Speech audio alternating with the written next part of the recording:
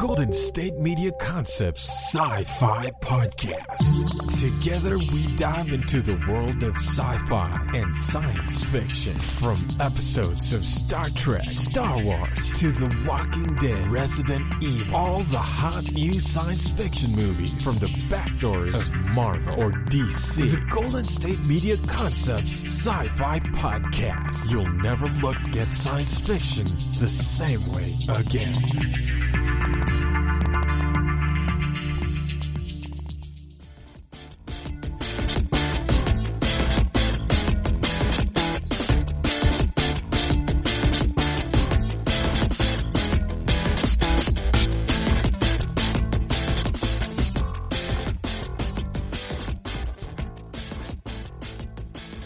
Thank you for tuning in to the GSMC Sci-Fi Podcast, brought to you by the GSMC Podcast Network. I'm your host, Alex. Today, guys, we're going to talk about the Star Trek Picard Season 1 finale, Et in Arcadia Ego, Part 2. So this is Season 1, Episode 10 of our brand new Picard show. And in this episode, we're picking up where we left off in the last one, in which Agnes has decided she's going to work with the Synths and has convinced Soji's golden lookalike, Sutra, that she would in fact die for the Synths. So remember, Sutra and them are supposed to be able to read people's body language just like Soji can. And somehow Agnes has convinced her of this, because she asks her, would you die for your children? A mother would die for their children. And Agnes says that she would in the last episode. And she is convinced Sutra at that point, who is really the one leading this blood cult. So they've taken Picard away, not to kill him, but just to keep him out of, being in an area in which he could create trouble. And the crew of the La Sirena are otherwise trying to get their ship fixed, while Elnor and Seven of Nine are still working on the Borg artifact, trying to get the long-range sensors and the weapons online for when the Romulans get there. So that's where we are now. So it was a lot going on at the very end of the last episode, Et in Arcadia Ego, which, as we discussed previously, means essentially even in paradise there is death. So it's been a really cool journey up to this point in the show. The pacing is a little weird. We took a really long kind of lull. I guess we really strolled through Stardust City Rag, and it was lighthearted and kind of silly. It reminded me of a Farscape episode in many ways. And I know that they also had those in TNG. I remember everyone dressing up like they were in Robin Hood and getting caught in the holodeck, and Worf saying, "I am not a merry man." I know my Worf impression is terrible, but the actual analysis remains. I do remember that, but this was particularly silly in a way that did definitely remind me of Farscape, which I also love. But it's not really a bad thing per se, but taking that really long lull and stopping at all of these different planets and picking up Elnor and Rafi going through this interaction with her son and all of this other stuff that's happened in between has made it kind of dip and flow really weird, so that now the ending feels a little abrupt, is what I'm getting at. So it's like we were just kind of cruising before, and now we have just been like at light speed, at warp speed, warp 10, the entire time, you guys. Or maybe even perhaps using the Borg conduit was a little bit jarring, like a bumpy ride. Yes, but overall, I have loved it so far, and I am excited to talk to you guys about what happens as we pick up from there. My point is, there's a lot of loose threads to really wrap up at the end of this, but it actually ends up working out really well. It does feel a little bit sped up, but it's not nearly so jarring as the final season of Game of Thrones, so you don't really need to worry about that. And they do tie up the loose ends in a way that is Star Trek in nature, you guys. And a lot of folks today are feeling that Star Trek's no longer Star Trek, and that's kind of how Picard is feeling about how Starfleet is no longer Starfleet. Personally, I'm not in that camp. I like Discovery and Picard. Picard is my favorite, though. And so it's really interesting to see that play out here. So science does indeed surpass people's beliefs in superstitions, and we kind of get enemies to sort of form friendships, and people come around to different perspectives in this episode. A lot changes in a single episode, and it very much has that ring of Star Trek ethical and moral lessons to it. So this episode also has a ton of fight scenes in it. It's really great. We do remember that at the end of the last episode, Narek was released by Sutra so that she could frame him for killing someone else in order to justify her war against the organics. I'm not sure exactly what Sutra's motivations are. Is it some kind of shift in her programming? Something go awry in her positronic cells? I'm not sure.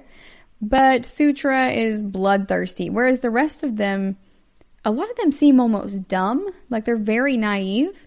Soji has like a regular personality like you would see in most other characters on Star Trek, and Sutra is a little bit more robotic, but then everyone else that you really get to hear talk, like the other Scents, they seem like very naive, and it's very weird. Like they have almost a childlike innocence to them. So I'm very interested to see where they go in maybe explaining or exploring what has made Sutra so different from the rest. Soji's experiences make her different from the rest, but Sutra has been there for a very long time. And was it the death of her twin that she definitely knew about, or what that's turned her this way? And if so, that's a very interesting exploration of humanity, which is one of the central themes of this show, because the compulsion to obtain vengeance on someone is very much a human aspect. And so that may make Sutra more human than they perhaps thought a synthetic could be prior to Soji, just because she, has Data's golden eyes and golden skin. Those make her very apparently a synth in regards to how Star Trek lore has gone over the years. However, like the concept of betrayal, as we discussed in our last episode, is very human. And they talked about that in Stargate as well, in which Sam felt she had essentially corrupted one of the human form replicators, Fifth, by teaching him about betrayal, by betraying him because Jack had ordered her to. And Fifth ends up betraying them, and she goes, Fifth learned betrayal from me, and this is my fault. So it wasn't really Sam's fault, but she was still feeling the burden of responsibility for it. And that's kind of what I'm looking at in this one. Who taught Sutra betrayal? And I feel like that answer may end up being related to Rios. So in regards to that, we remember that Rios's old CO, who was like his hero and he very much looked up to, was told by Starfleet that he had a black flag assignment, which means like a black ops thing, and he had to kill Jonna and Beautiful Flower when they were on that ambassadorial trip, more or less, to Starfleet. And then he killed himself in front of Rios, and Rios was discharged later on for a medical discharge. So in that way, it makes me feel like maybe at a certain point, Sutra may hold Rios as kind of being culpable in some ways for what happened to Jonna. And I'm interested to see where that goes and how that may have been formative for Sutra. We're going to go on a quick break, and when we come back, we're going to talk about what happens when Narek arrives back at the artifact. Stay tuned.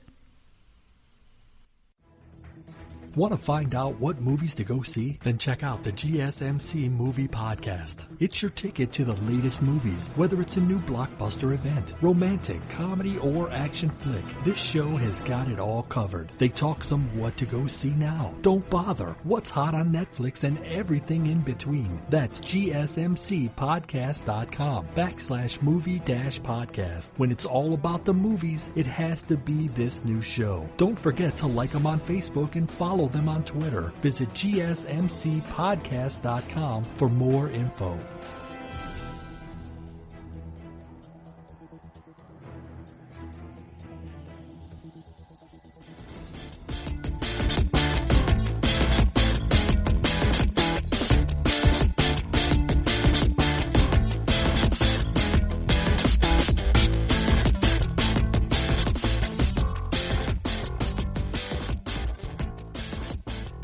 Welcome back.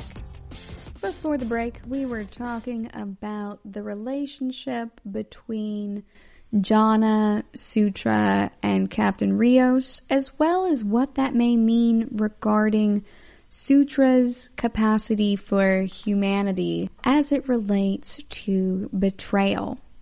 So now we're going to talk about the outcome of Sutra's actions in the last episode, in which she framed Narek for the death of one of the other synths in order to justify her bloodlust in her war against the organics. So once Narek gets back to the artifact, he meets his sister Narissa, who we found in a previous episode is still hiding out in there. And she is going along with the idea that her brother is definitely still with her in wiping out the synthetics in their agreement with Commodore O. But it turns out Narek kind of has his own plan, and he has come to understand that there may be a robot apocalypse coming, but that it is spurred about in a different way than what the Zhat Vash had originally thought. So he is taking in some new information and making up his mind as he goes along. I think it's very scientific of him to consider this new information and adjust his views accordingly. And that's one of the reasons why Narek is one of my favorite characters. He is very complex in how he is approaching these issues, including his relationship with Soji and his sister, and his essentially core belief system that the synthetics were going to destroy everyone. So I'm very excited to see where they take that. But he meets up with Narissa and then makes his way to the La Sirena, where Rafi and Rios are inside working on it, using one of the tools that one of the synths had given them, where you essentially visualize the part that you want to see fixed, and then it fixes it. It's some type of synthetic technology, probably made with some kind of positron stuff, and they are using it to fix the La Sirena. So right now, they're in there, so Narek decides to pelt it with rocks like he is Romeo in a Shakespearean play, and is pelting the area with rocks until they decide to talk to him. And he says that things might really go extra sideways if we don't handle this, and he kind of talks them into it.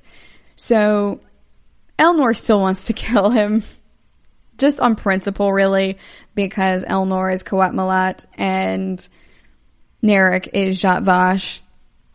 But Rios is like, hey, maybe don't kill him. And so Elnor lets him go. And Narek explains to them why the Zhat Vash are so concerned about the destroyer, who looks like Soji or Sutra, and what they think is going to be the end of the world, and why they worked so hard to get synths banned. And they kind of agree with him at that point that that is absolutely horrifying, and this is not something that we really need to play with at this point, that it's not something that you can keep old alliances for. So Narek also explains to them that he's not just a religious nut, but that this Romulan mythology is kind of their history. And he says the fascinating thing about history is it always repeats itself. I love Narek, you guys. He is a scholar. He is a spy. It's like, you know, he's not necessarily our Garrick. I mean, Garrick is a lot more whimsical than Narek is, and I just realized that their names rhyme. But it just reminded me of Tinker, Tailor, Soldier, Spy, and that made me think of Garrick. So their names are a lot alike, but he's kind of that warrior monk type persona. And Elnor is supposed to be that as well, but Elnor's a lot younger, I think, than Narek is. And I love that they're juxtaposed with each other again. So I've been reading Tragic Sense of Life by Miguel de Unamuno lately, and a lot of the book is about juxtapositions and resolving binary opposites, or whether they can be resolved at all, or reconciled at all. So I'm really loving seeing that there are so many of these in here. Elnor and Narek are both in this weird position where they are part of these diametrically opposed groups, but they're also not fully in all the way, whether it's because their heart's not totally in it or because their head isn't. So it's really cool to see them as two different Romulans. So they're both Romulan, but they're in different cults. I'm not sure what you would want to call it. Two different groups at that point in working on these diametrically opposed issues. And they don't have anything that they know about each other other than the type of belief system that they're in and the fact that they were both Romulan. That's it. Rios and Rafi, on the other hand, have been really busy in repairing the La Sirena with that really cool tool that the synths gave them. It's a really interesting thing for them to try to weave into the story because it seems to be created via imagination, which makes it feel more magical than scientific in many ways. And Star Trek in general is known for its penchant towards science and technology. And indeed, we have a lot of these things today that Star Trek has posited for years, such as having a personal computer in your pocket that you can take around with you and tell you things about the world around you at just a touch. It's pretty remarkable. We don't have teleportation technology yet at this point, but Star Trek has taught us a lot about science and tech over the years. So I understand that for some people, this seemed to be a lot more fanciful than sci-fi driven. But remember, these are supposed to be advanced positronic life forms. For one, they may well explain this more to us and how it works later. But the science fiction author Arthur C. Clarke has said any sufficiently advanced technology is indistinguishable from magic. I know I've quoted that on multiple occasions here to you guys, but I think it bears repeating, to be honest. It may seem a little fanciful. It may seem like magic, but it could just be a sufficiently advanced technology. It's like the Shakespearean quote in Hamlet, in which they say, "There are more things in heaven and earth, Horatio, than are dreamt of in your philosophy." And that was Hamlet really referring to philosophy as being science and suggesting that human knowledge is limited in its very nature. So whether we're looking at science fiction or fiction and poetry, we can really see that a lot of folks historically do agree that sufficiently advanced technology may not be understandable to us as humans where we are in our current journey and evolution. That doesn't mean that it's not science. It just means we may not know the difference. So for me, I don't have any problem with this seeming kind of fanciful. I'm sure that way back when they were originally airing Star Trek and showing these pocket computers, folks probably thought that was crazy too, because supercomputers were ginormous. So, in that way, I'm totally fine with it. Maybe someone in 40, 50 years from now will have found something that makes our lives very similar to this episode. We're going to go on a quick break, and when we come back, we're going to talk about how things are going back in the Synthville area with Agnes and Picard. Stay tuned. Tired of searching the vast jungle of podcasts? Now listen close and hear this out. There's a podcast network that covers just about everything that you've been searching. Hey! The Golden State Media Concepts Podcast Network is here. Nothing less than a podcast bliss with endless hours of podcast coverage. From news, sports, music, fashion, cooking, entertainment, fantasy, football, and so much more. So stop lurking around and go straight out to the Golden State Media Concepts Podcast Network. Guaranteed to fill that podcast itch. Whatever it may be. Visit us at www.gsmcpodcast.com. Follow us on Facebook and Twitter, and download us on iTunes, SoundCloud, and Google Play.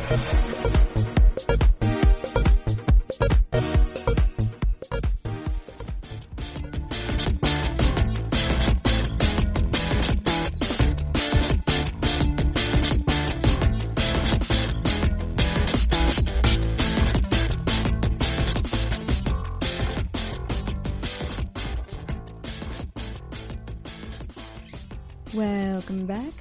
Before the break, we were talking about how things were going for Narek and Rios and Rafi at this point. Now we're going to talk about Dr. Soong and how things are going with Agnes and so on.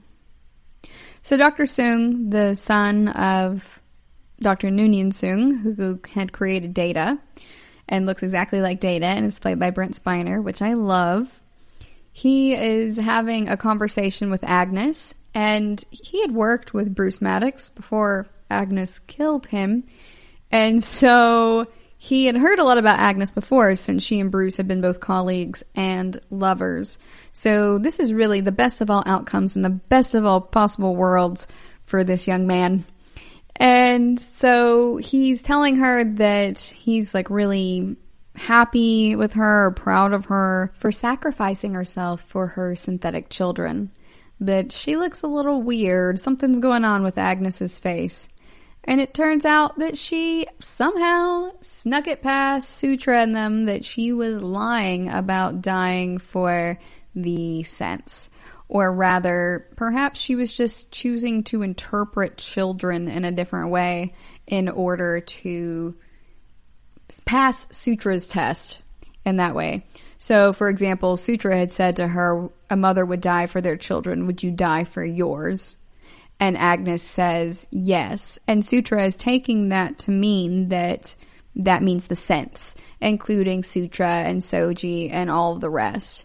But remember that the cost of the sense being able to have this peaceful existence really is that they're going to usher in an apocalypse that's going to destroy all organic life forms, regardless of whether they're good or bad, very similar to a Thanos snap. That's what Sutra's going for right now, but in more of like a Hellboy way. So when this happens, Agnes is pretty alarmed by that, and we can really think about it as whether or not she's saying that she would like to save the world and she would be willing to die for her own biological children, not these metaphorical children that Sutra is referring to. Because if you pull it down to a reductionist, admittedly, dichotomy of organic and inorganic, or human and inhuman. So again, we have this type of dichotomy to see how these characters are even interacting with each other. It's not just within, but it's also between characters. So I love that we're seeing this very externalized component of these juxtapositions as we are now already knowing our characters internally and getting to explore them more by their interactions with others rather than just insights into the self. So I like the way that they're doing the storytelling a lot. That is one of the main reasons why I tuned in to Star Trek Picard. On the one hand, I do just simply love Star Trek, and Janeway and Picard are my favorite captains. But also, I really loved the storytelling styles of those Star Trek series. And I'm really excited to see their storylines kind of mashed together in this new story 14 years later with Picard. So it is something for me that I am pretty stoked about, to be honest. I know a lot of folks aren't happy to see this show on the air right now, but I think it is a culmination of some of the best parts of Star Trek. I know that for a lot of folks, the tool that's kind of like the Doctor Who screwdriver and stuff can really be seen to be as very fanciful or almost magical, and a lot of folks may not have liked the orchid component that the synths deploy into space that literally look like giant flowers, and they do call them orchids. And I get that some people might not have really enjoyed that much, but I really like it. I know folks are drawing parallels as well between Discovery and Picard, and with the advent of the spore drive actually being on television, I can understand why people might be likely to balk at the concept of more plant-based technology.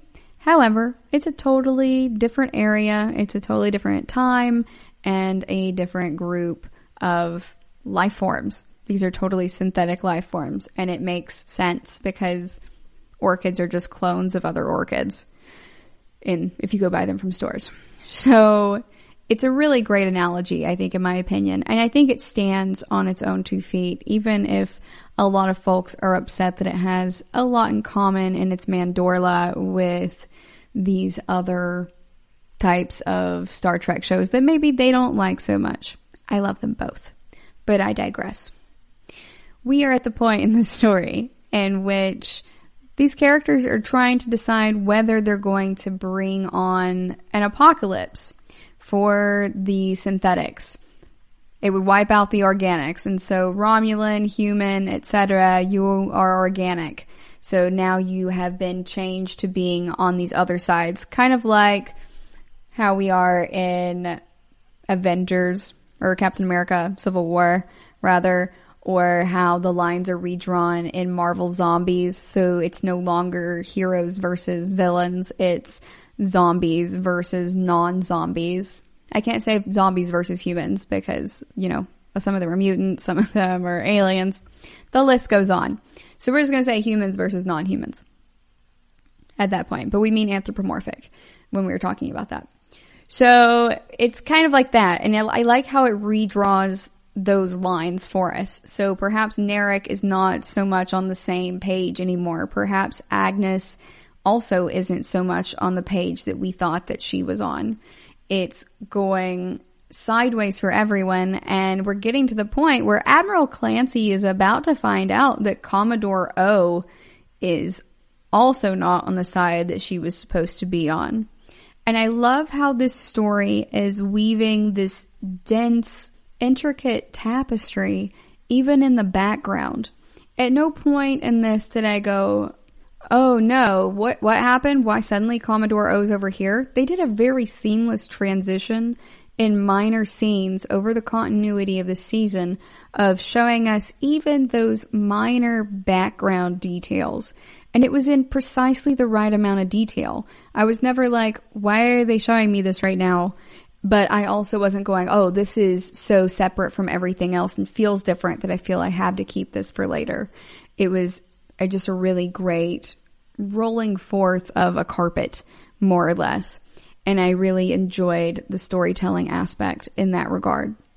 So we're drawing lines in all kinds of different directions right now. So it's putting perhaps brother against sister, although with the Tal Shiar or the Zhat Vash, you can never necessarily know how much information that you truly have and how much of that information that you do have is in fact correct and not some sort of strange subterfuge. But that doesn't matter. We have Narek, who is most likely, as far as we can tell, going up against Narissa soon now, and he appears to be working with the good guys, although Elnor, Rafi, and Rios are pretty much as skeptical as the rest of us as well. So it's like, we kind of need you, but I don't trust you as far as I could throw you at this point. Although, I don't know, Rafi and Rios do have really great arms, you guys. So maybe I should say as far as I could spit you. But that's where the story appears to be going. And I really like how it's drawing these new dichotomies as well. I feel like I have a stack of onion paper in front of me with all of these character names in kind of like a wheel, and that they have these lines drawn directly across to their dichotomies or their binary opposites on these different papers, each one a single line, and then you layer them on top of each other, and you end up seeing all of these different dichotomies, kind of like the layering of the semiotic squares as we've discussed in the past. They're doing such an amazing job in translating this verbally that it almost seems like visual art when you are analyzing it, in my opinion. All right, we are going to go on another break. And when we come back, we're going to see what happens when Sutra tries to initiate the apocalypse. Stay tuned. Watching TV has changed over time. Streaming has become the new norm. That's why Golden State Media Concepts television podcast dives headfirst to the world of cord cutting. Want to be on the loop of what's hot in Netflix? Or if it's not a preference, what about original shows in Hulu? We've got you covered. Join us as we fill in the blank and talk about movies to stream and what show you should be binging. This is the Golden State Media Concepts television podcast.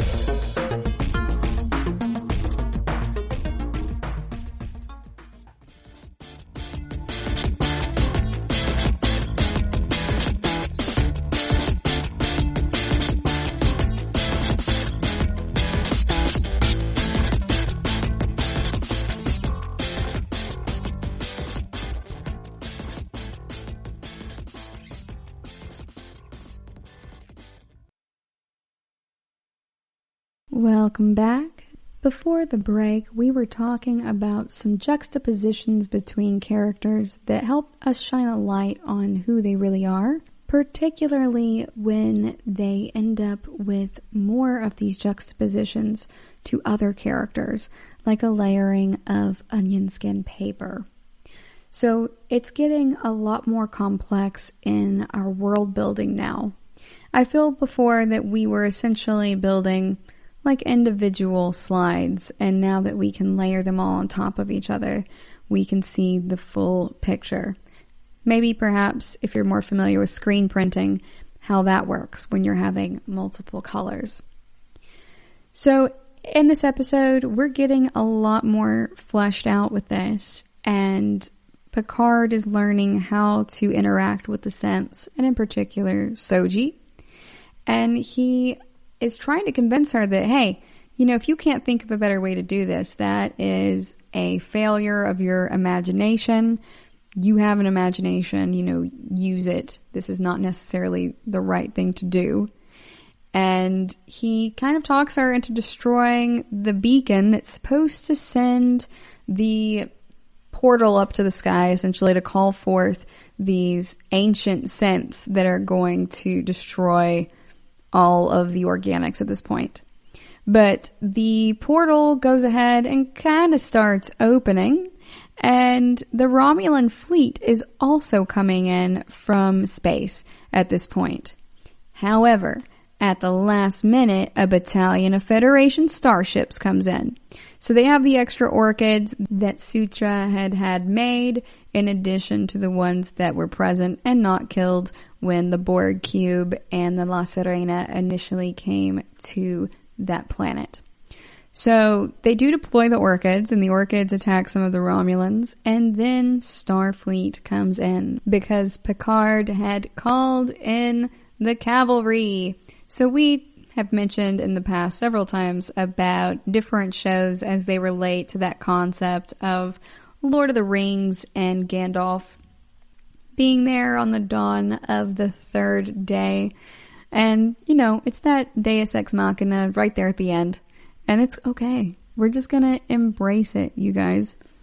We knew it was kind of out there as a possibility, even if we didn't think it was likely. But stranger things have happened. So we have some really cool visuals, though, as the Romulan fleet battles the Federation, and the Orchids are also wrapping themselves around these devices, too. And remember, as we talked about in a previous episode, Orchids are types of plants that tend to grow on top of other plants. About 70% of them are growing on top of other plants at the very tops of tree canopies. And so they don't need a lot to sustain themselves. And they also end up having to wrap themselves partially around these plants to stay up where they are. And that is why we also have the arms of the Orchids reaching out and grabbing these types of ships, or whatever the threat is, and then neutralizing it with what's seemingly an electromagnetic pulse. It's super cool how they portray those, in my opinion, even if it is just blatantly an orchid. But remember, like how necessity is the mother of invention, we may also be inspired by our surroundings, even if not in function, then in form. And I think that it's very beautiful and works very well with how the scents are really viewing things. They are both organic and inorganic, and they are really showing you that and illustrating it by showing the use of these orchids. Because these orchids aren't actual flowers in space, you guys. These are going to be these types of mechanical, not really life forms, but, it's like deploying any other type of weapon, like a photon torpedo or something. That's more or less what these are. But they're likely made of the same positronic cells that they are made of in many ways. Now that I think about that, though, that's kind of scary, depending on whether or not those got Data's consciousness as well. But I digress. We don't actually know how they're made. That was an assumption that I made that I'm now questioning. But we do have them being what I think is both organic and inorganic. So they appear organic, but they are truly inorganic internally. So they're more like just really pretty satellites, if you guys think of them that way. But satellites that can also grab meteors out of the sky and stuff like that. So I think it's really interesting how its function and its form do have some type of overlap, and how it really does in that way seem truly representative of the sense.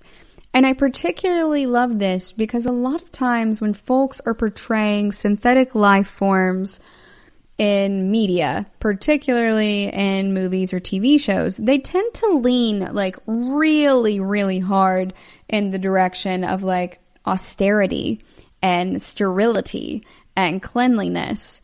And I like that in this case, this isn't super technical looking, and it's not something that is, everything's made all shiny and silver and looks very high tech. Instead, it looks like the organic creatures around them that they feel represent them and that inspire them in their research. And in that type of way, it really underlines their humanity too. At least in my opinion. I think it makes a lot of sense to really look at it that way, and it makes it different. Perhaps one of the reasons that people are balking so hard at the orchids right now is because it's so different from what you expect from a high-tech society in modern sci-fi. You expect everything to be shiny and silver or sleek or holographic, so you can keep these nice minimalist areas like you have in Avengers and in some types of Star Trek.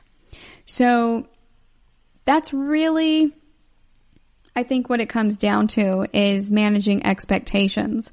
And I think everyone was expecting these creatures, because they're synthetic life forms / artificial intelligence, they were expecting them to have something that they perceived to be high tech. But in the case of the synths, they are really more interested in the orchids. And so we've placed this really anthropocentric viewpoint or lens over top of which we've been viewing the synths as we would have them be and what we would expect. We wouldn't expect that level of what seems like frivolous beautification for something that's just going to go up into the sky and emit an electromagnetic pulse and bring things crashing to the planet's surface, right? It seems kind of counterintuitive for us, but I think in the synths situation, it really is representative of the two parts of them united, the organic and the inorganic. So I think it's beautiful in that way. Picard does manage to go ahead and talk Soji out of destroying all organic life in the entire galaxy at this point. But Ruyos and Rafi and Elnor and Soong are now all also kind of hanging out there. And Soong is really kind of starting to become suspicious of Sutra and has kind of joined the good guys, which was very unexpected for someone who is a Soong and looks like Soong, given the things that Soong has done in the past, and that these types of scientists are generally portrayed as in Star Trek, like, you know, Bruce Maddox from The Measure of a Man. That's very much what this comes down to. But it really surpassed my expectations in that, and he came around to the good guys, which was pretty baller. Just because it was unexpected. I expected him to go down with the ship with all of the synths, but he does truly have a moral compass. So that was very interesting to see come to light, especially since he has been planning to transfer his consciousness into a synthetic body that he has been creating over a long period of time so that he can continue living as he is in an older body now, but his consciousness is still fine. So that's his plan, and he would have been synthetic anyway, more or less, by the time this apocalypse truly happened and got well underway.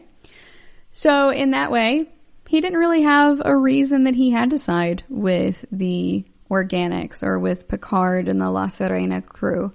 So I really like that he did pick that. It surprised me. It might not have surprised you. It surprised me, though.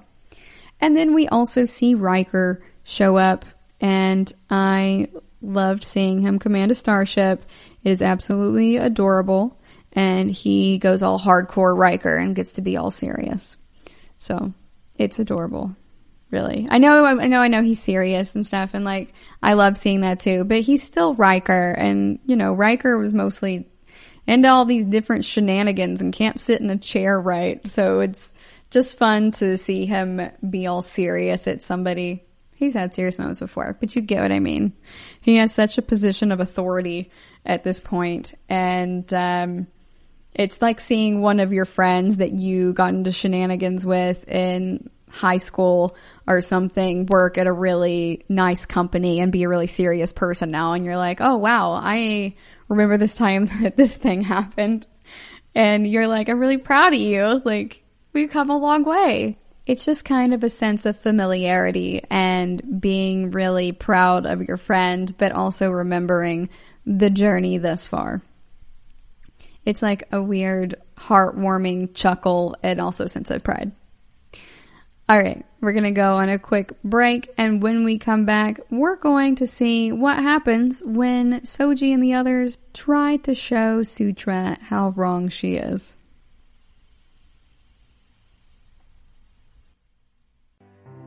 The GSMC Life and Happiness podcast takes you on a journey of exploration. We'll discuss tried and true methods alongside the latest trends of how to best live your life to its fullest and happiest. From psychology to meditation, science to self-help books, the GSMC Life and Happiness podcast will help you to discover what makes you happy and how you can live life being the best you possible. Download the GSMC Life and Happiness podcast on iTunes, Stitcher, SoundCloud, Google Play, or anywhere you find podcasts. Just type GSMC in the search bar.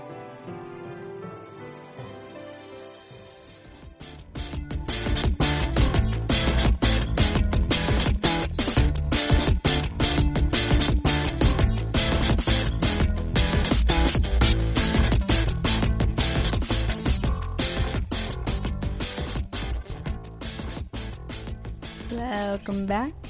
Before the break, we were talking about how everyone has kind of realized that Sutra might be the bad guy at this point. And it makes sense. Remember Ramda's prophecy and was telling Soji that she was the twin and asked if she was the one who lived or the one who died? Well, we know that Sutra's twin, Jana, was also killed. So Soji and Sutra look a lot alike, but Soji looks more organic and Sutra looks more golden, like Data did.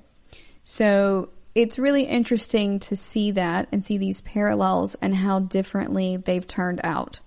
Now again, I really hope that we get to find out about this concept of Sutra's humanity and her experience in it, in addition to how Soji has come out of also terrible circumstances and also lost her sister, but chosen a different path. It's kind of like a super meta twin study, you guys. Also very complex. But that's where we are. And so Sutra looks just like Soji. So Ramda's prophecy is what I'm getting at. Rings true for both Soji and for Sutra. Are you the one who lives or the one who dies? And she's referring to her as the destroyer. But her face looks exactly the same, aside from the golden cast that she's having in this crazy, like, delirious state almost. And she's seeing her face from when they were all initiated as Zhat Vash on that planet and saw the prophecy, more or less, at those stones that was the end of the world and how she went crazy then. So Ramda was already not quite entirely there, and now she's been yelling these things based on both being an ex-Borg and also having been driven mad prior to that from the experience of learning about the apocalypse. So, it makes sense as to why Ramda recognized her. So I understood when I first watched that Ramda was reading what looked like tarot cards, more or less.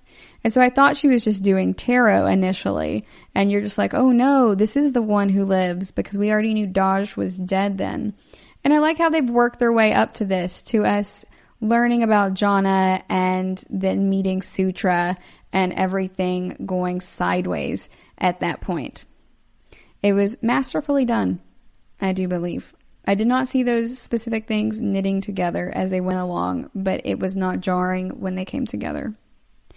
So this episode, though, does have a little bit of strangeness, as I mentioned, about how Soji and Sutra tend to seem to be a lot more intelligent by leaps and bounds than the other synthetics, and a lot more calculating. The others are just completely trusting. So it's very confusing as to why that's happening, but usually Star Trek doesn't have such startling disparities without an actual purpose. So I think that we may find out about that more in season 2, and they have already confirmed it for a season 2. I already can't wait, even though I just finished the first season. It's so, not off-putting really, but like, it's so noticeable that I feel like it has to be on purpose. So I can't wait to see where they end up going with that, because it does remind me in a way of the classic novel, The Time Machine, and how there were two different sets of creatures that had more or less evolved from humans, and they were referred to as the Molochs and this other group. And one group was like really pale and had stringy hair and everything and looked more like monsters, and the other group looked angelic almost in a way. Not in the actual biblical way of angelic, in which you have like seraphim and creatures with multiple faces and everything like that and claws. But like, you know, they looked sweet and very cute. So that's what it reminds me of too, is seeing this very strange evolution. But we also do tend to see that the rest of the units in the town, or the rest of the synths in the town, are with their partner for the most part, or with their twin. So it's a little bit weird to see Sutra and Soji without their twin in that context. All the rest of them seem to be in pairs. So perhaps is this a different evolutionary path, since they do have those algorithms within them that are meant to learn and grow? Is this showing what happens when different emotional aspects impact them? Because Sutra seems to be the only one, aside from Soji, who has lost her synthetic twin at this point. Although we did also hear that Beautiful Flower, I believe, was also killed by Rios's CO when he was ordered to for the Black Flag Initiative, when Jonna was killed as well. So I don't remember if they said anything about that guy's synth twin, but it might really be showing us that these different paths taken by these different individuals, even though they be synths, these different paths and the different events that have happened in their lives, even though they have largely the same, more or less genetic makeup with these positronic cells. I'm not even sure if one could consider them genes at that point, or it being genetics, but you get what I mean. They're made, cloned from Data's positronic cells. And so these groups are functioning almost in a way like a twin study, like a psychological type of study, in which we're looking at what happens with different sets of twins who, in this case, happen to share the same genetic or molecular, really, makeup, but they are acting in different ways, and some things have happened differently to some of them, and you can compare them against each other and against the group at large and go, okay, so this is what happens when you lose your twin. And so in this group, we have just two in our sample size, and it is Soji and Sutra. And in the group at large of the twins, you have probably 40 different pairs of twins or so. I don't remember. I think they said there was about 100 people on the planet that they could sense, the life signs that is. So there's a significant number of twins for this, and they're really looking like the baseline at this point. And it looks like enduring this hardship has really shaped Soji and Sutra in very similar ways, even if at the end they end up on these different paths. In many ways, it feels like a nature versus nurture, or nature versus culture issue at heart, which makes sense with Miguel de Unamuno's tragic sense of life and his love of juxtapositions. That's where it's really seeming to head, though, although she was also manipulated on, I'm not sure if one would consider it a psychological or a genetic level, since she is a synth and they programmed her more or less to forget her experience with her fellow twins on their home planet in order to infiltrate the artifact and for Dodge to infiltrate the Institute. So perhaps it was something that was going on in that process, which seems both somehow simultaneously organic and inorganic. Is it like a DNA manipulation to change those things in a positronic being that even has mucus and blood and hunger and sleeps?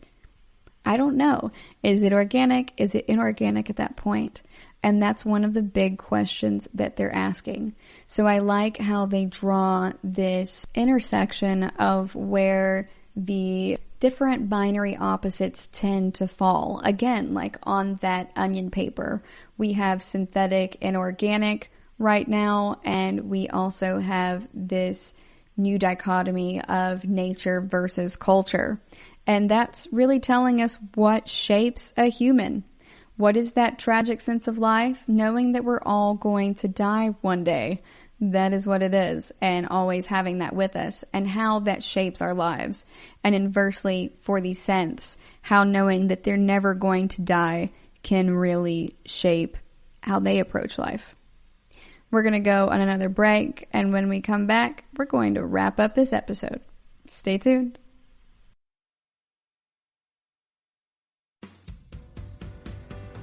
The Golden State Media Concepts Travel Podcast, the show that gives you advice on everything travel. We explore places you've always wanted to go, as well as giving tips for traveling in those places. We'll give you advice on the best sites for travel tips, information, and discounts. Join us as we travel the world, explore cultures, and meet new people. The Golden State Media Concepts Travel Podcast has got you covered. Download the GSMC Travel Podcast on iTunes, Stitcher, SoundCloud, Google Play, or anywhere you find podcasts. Just type GSMC in the search bar.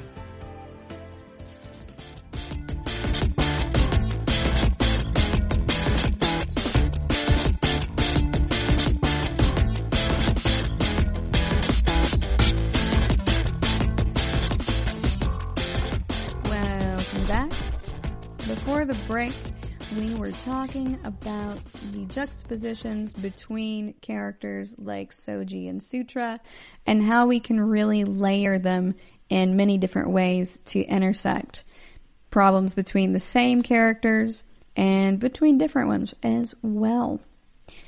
We're getting to the part of the episode, though, where things are coming to a close quite quickly. We get to see Riker deliver a really dope brief monologue, and it's pretty golden, you guys. The bass in that man's voice, the beard, it's very compelling, and really kind of talks Commodore O into reeling it back in, as she is now firmly on the side of the Romulans, openly. So we see that this is not going to go the way that the Romulans wanted, and there's an apocalypse that's been averted.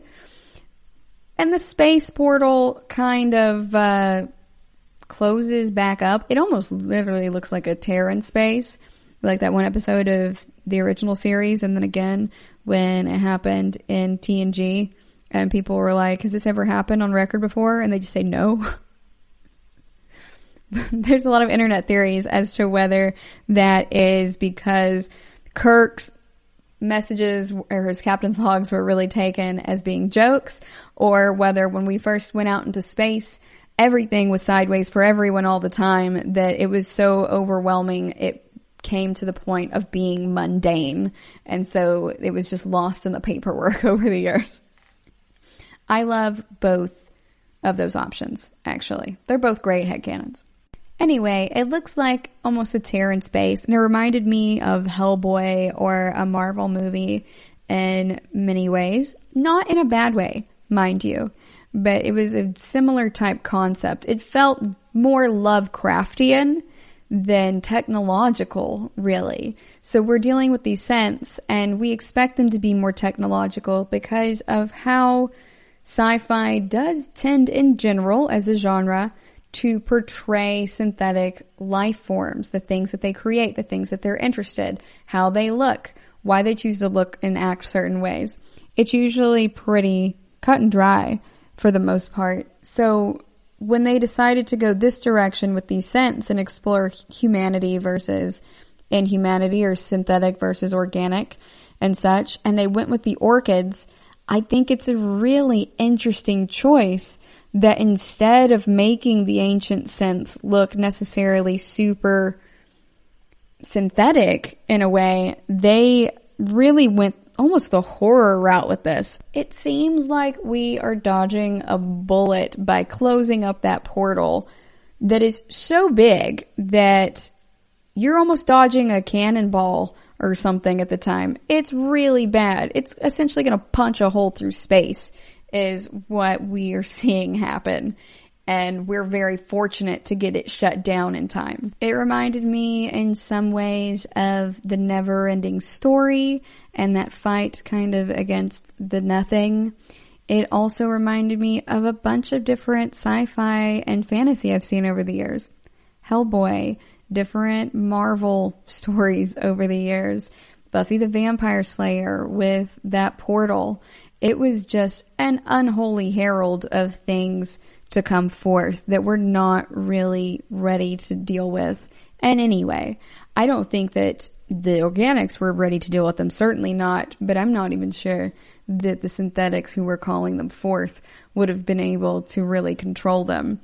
It really seems similar in concept to those stories that say the moral is like, don't summon a demon because you can't control them. Like you see that a lot in old shows, like when Willow would try to summon a demon and Buffy and stuff, and how it would go sideways. Even with the best of intentions, all magic comes at a price. So I do almost feel like if they had totally succeeded in calling them forth, it would have been a galactic apocalypse at that point. It would have been crazy huge in magnitude, and I don't think they would have been able to control them.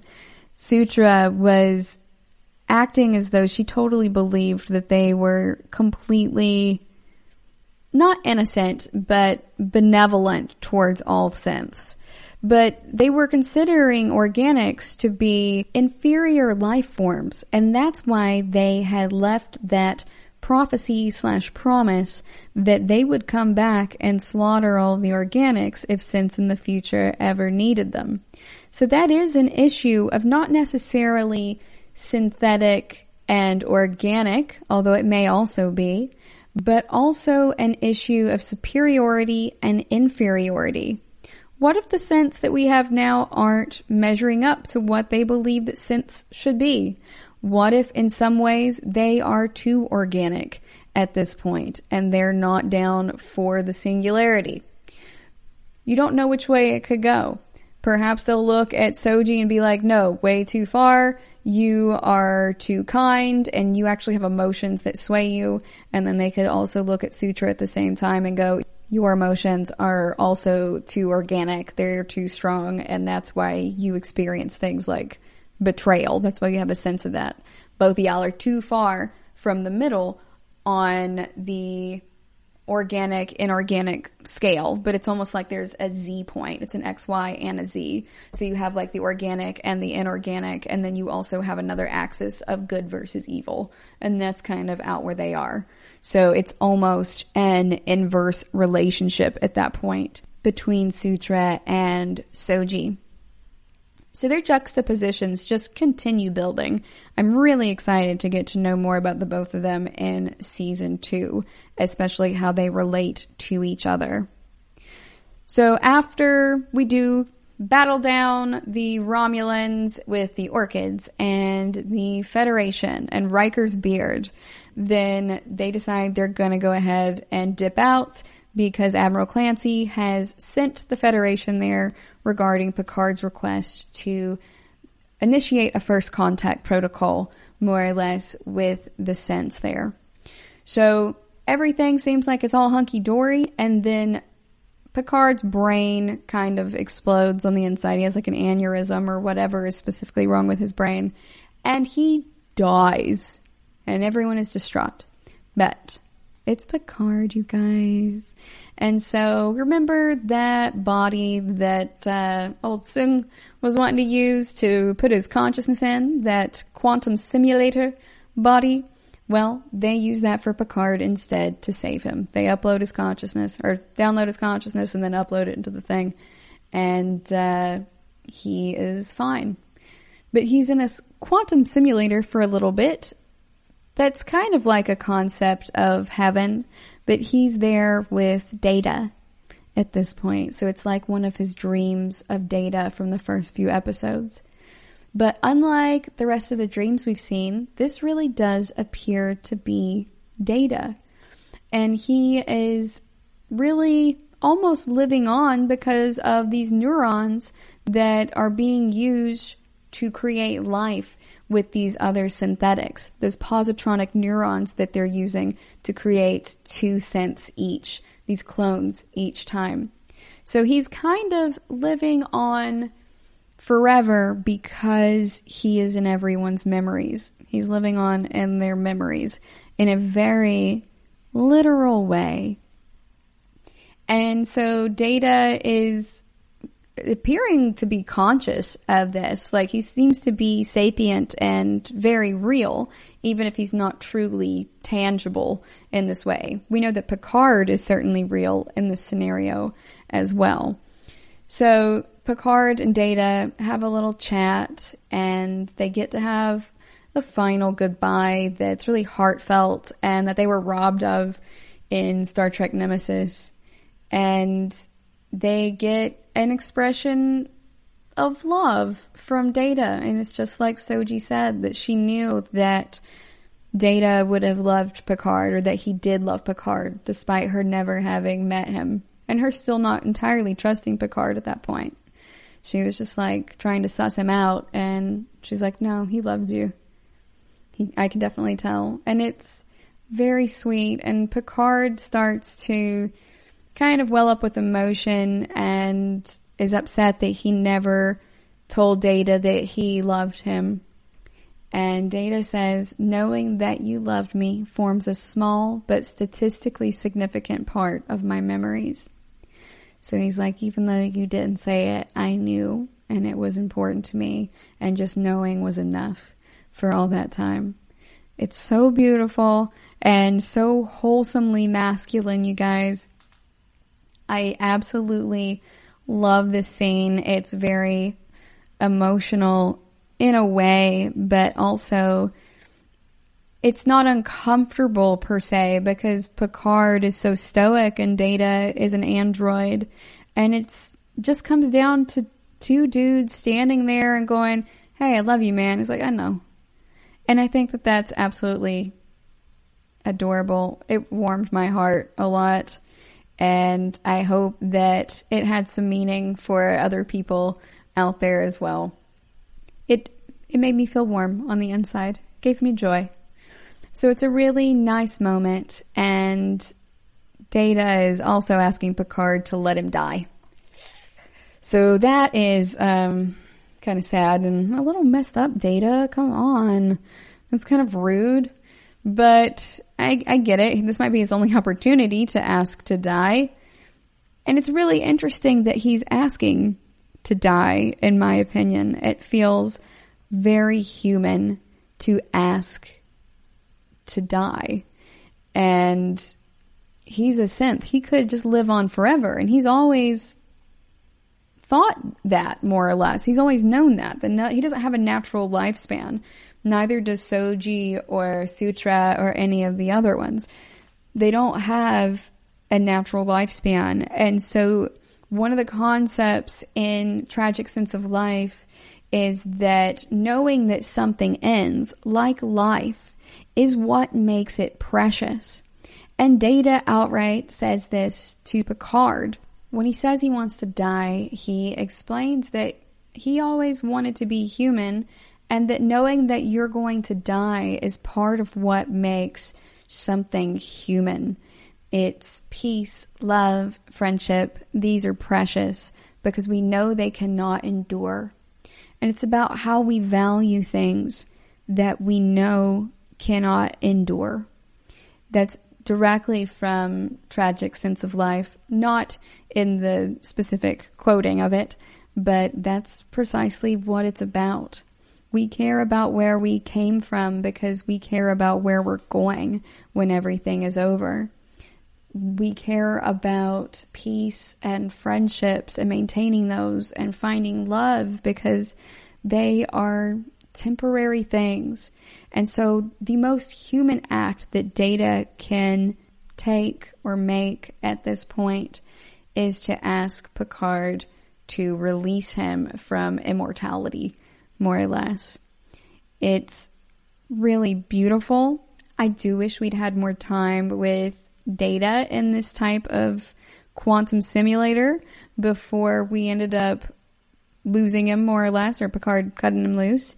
But it's a really beautiful concept. It's so tragic as well. But again, the philosophy book is called Tragic Sense of Life. And it's how knowing that we're going to die makes everything else more precious too. And it defines humanity. It's a beautiful concept. And by the end of the episode, we see that Picard's new body looks just like his old body. And they explain it'll even break down like a human body, but he doesn't have the brain abnormality anymore. So he's going to get an additional 20 years or so, probably, is what they're talking about at this point. And so he seems pretty jazzed about that, but also lets Soong know, hey, I'm sorry I took your golem for my own at this point. I didn't ask for it, but Soong's real chill about it, so it's kind of nice.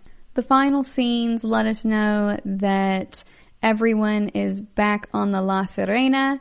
Rios is in the captain's chair, and he and Agnes are still dating, apparently. And Rafi and Seven are now holding hands in what looks like the cantina or the kitchen area of the ship. They didn't really show us a lot of that coming, but I'm not surprised.